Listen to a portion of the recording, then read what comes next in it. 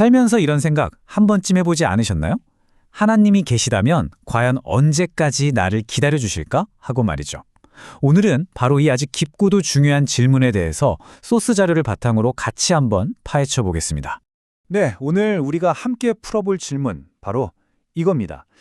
하나님은 언제까지 기다리실까?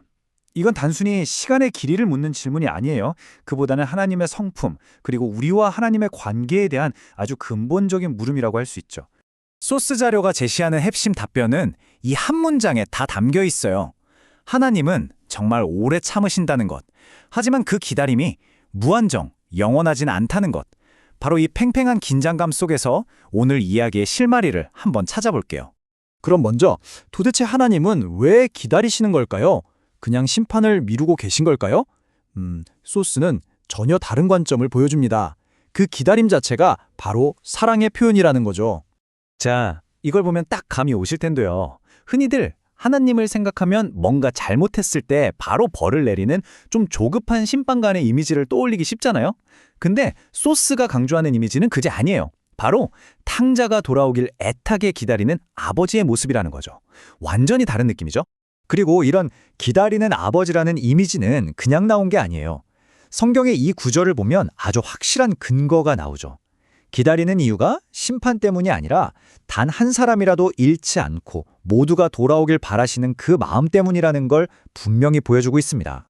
그러니까 핵심은 이거예요. 기다림의 동기는 처벌하고 싶은 마음이 아니라 관계를 회복하고 싶은 희망이라는 겁니다. 이걸 이해하는 게 기다림의 본질을 꿰뚫는 가장 중요한 열쇠라고 할 수 있어요. 사실 이런 기다림의 모습은 성경 여기저기서 정말 많이 나와요. 홍수 심판이 있기 전까지 무려 120년을 기다렸던 노아의 시대도 그렇고요. 또 수없이 하나님을 떠났지만 계속해서 기회를 얻었던 이스라엘의 역사를 봐도 알 수 있죠. 그리고 뭐니 해도 아들이 돌아올 때까지 매일같이 문 밖에서 서성였던 그 탕자의 아버지 이야기. 이게 바로 그 대표적인 예시겠죠. 자, 그럼 이제 좀 더 깊이 들어가 볼까요? 하나님의 기다림이 그냥 손 놓고 시간을 보내는 그런 수동적인 게 아니라는 점이에요. 소스는 이 기다림의 시간을 아주 적극적이고 능동적인 초대의 시간이라고 설명하고 있습니다. 여기서 진짜 중요한 오해 하나를 꼭 바로잡고 넘어가야 해요. 하나님이 지금 당장 아무 말씀 안 하신다고 해서 우리가 하는 잘못된 행동들을 그래, 괜찮아 하고 인정해 주시는 게 절대 아니라는 거예요. 침묵이 곧 동의는 아니잖아요. 그쵸? 오히려 기다리시는 동안 하나님은 더 적극적으로 우리에게 신호를 보내신다고 해요. 성경 말씀을 통해서 직접적으로 깨닫게 하시기도 하고 우리 마음속 양심을 통해 이건 좀 아닌데 하는 불편함을 느끼게도 하시죠. 때로는 주변 사람이나 어떤 특별한 사건을 통해서 우리 삶을 한번 흔들어 깨우시기도 하고. 그래서 다시 한번 강조하지만 이 기다림의 시간은 네 맘대로 해 라는 허랑의 시간이 절대 아니에요. 돌아올 기회를 주시는 사랑의 시간인 거죠. 이 둘의 차이를 명확하게 아는 게 정말 중요합니다. 자, 그런데 이제부터 이야기의 분기가 조금 달라집니다.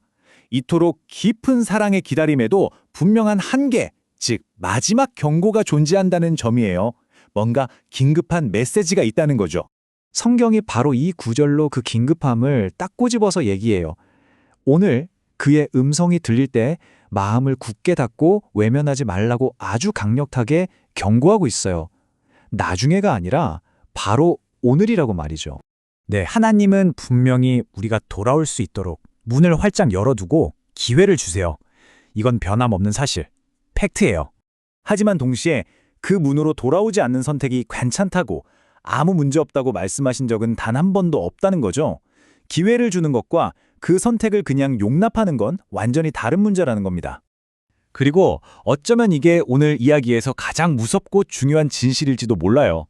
진짜 문제는 하나님의 인내심이 바닥나는 그 순간이 아니고요. 그보다 먼저 우리의 마음이 돌이킬 수 없을 만큼 딱딱하게 굳어버리는 거라는 거죠. 기회가 눈앞에 있어도 더 이상 반응할 수 없는 상태가 되어버리는 것.